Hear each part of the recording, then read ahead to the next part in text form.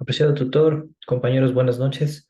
El día de hoy voy a realizar una presentación correspondiente al tema que hemos revisado en esta interesante materia como las de sociología jurídica y voy a empezar con la presentación.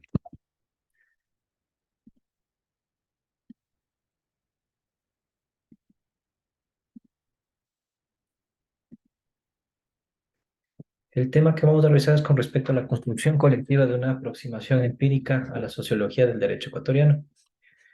El tema que yo he seleccionado es respecto a la sociedad ecuatoriana en el predominio liberal. El propósito de este trabajo es detenernos a ver el proceso de la etapa histórica y el predominio liberal que inició con la Revolución Liberal en el año de 1895 y que se extendió hasta el año de 1944 cuando fue derrocado el presidente Alberto Arroyo del Río. Procederemos a revisar la primera constitución liberal que tuvimos en el año de 1896. En esta etapa histórica contiene muy importantes hitos y con respecto a la inclusión de grupos humanos que tradicionalmente estuvieron marginados. En primer lugar, se elimina dentro de las cosas más importantes cualquier requisito de profesión religiosa para los ciudadanos. De igual manera, también se eliminan todos los requisitos económicos que aún se mantenían para presidentes, senadores y diputados. Hay que recordar que antes de esta constitución se debía cumplir ciertos requisitos para poder ser partícipes en la vida pública del país. La segunda constitución liberal la tenemos en el año de 1906 en la presidencia del general Eloy Alfaro. En esta constitución liberal contiene muchos avances con respecto a la separación de poderes que tenía en ese momento la Iglesia Católica y el Estado, estableciéndose una supremacía constitucional y visos reconocimientos de existencia de otros grupos humanos en el Ecuador. Inclusive, a partir del año 1906 se incluye la libertad de credo, la educación laica, se potencia aquí en el país, hay la introducción de nuevos grupos religiosos.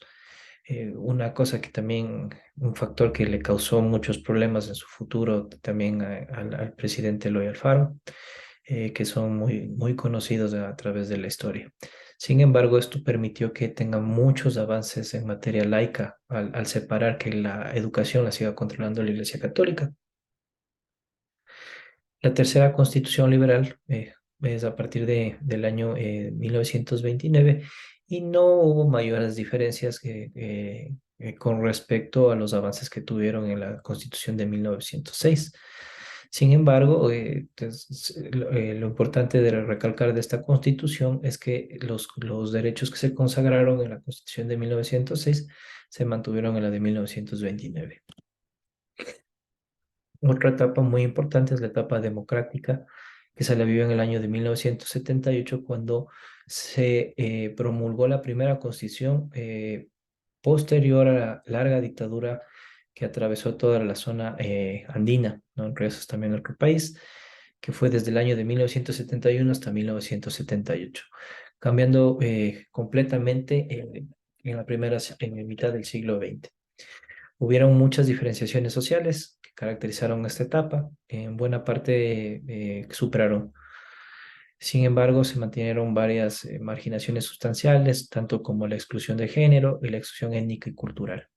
En la Constitución de 1978, elaborado por un selecto grupo de juristas, por su mismo origen excluyente, no podía en modo alguno ser consciente de estas exclusiones y por la misma razón no podía cambiar el sustrato jurídico que la sostiene. Es, eh, es un paso muy importante que tuvo en el Ecuador. Sin embargo, como todos conocemos históricamente, estos cambios fueron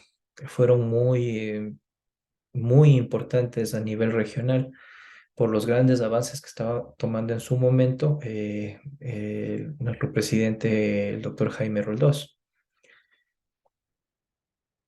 En la Constitución de 1978 fue sometida a referéndum y votada sin análisis por la población, que lo único que deseaba era verse libre de los molestos dictadores. Hay que entender el grave proceso de dictadura que también pasó el Ecuador. Entonces era un momento que, si bien es cierto, fue un avance, pero no fue analizado de una manera minuciosa cada una de las preguntas aprobadas en referéndum. Esta constitución tiene un carácter marcado liberal, e incluye también a la ciudadanía de los analfabetos que hasta esa época estaban privados de los derechos políticos. En esta categoría se encontraba la mayoría de las personas pertenecientes a los pueblos originarios. Hay que entender también el contexto histórico, que el nivel de analfabetismo que se encontraba en el país bordeaba en esa época al 30%. Eran unos niveles muy altos de analfabetismo que atravesaba el país. Eso es todo lo que yo puedo aportar con respecto al tema que yo he escogido. El día de hoy yo agradezco mucho por su atención y me despido.